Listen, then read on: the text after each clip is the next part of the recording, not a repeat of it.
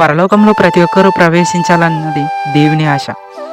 అయితే ఇశ్రాయేలీయుల ప్రజలు 40 సంవత్సరములు ఆయన కార్యములు చూచి ఆయన్ను పరిశోధించిరి. అలాగనే దేవుడు వారి పరిశోధన వలన ఎంతగానో విసిగిపోయి కోపముతో వారు నా విశ్రాంతిలో ప్రవేశింపలేరు అని వారిని నిమిత్తం వాగ్దానం చేశాడు. దేవుడు వారికి 40 సంవత్సరములు అవకాశం ఇచ్చాడు మారు మనసు పొందడానికి.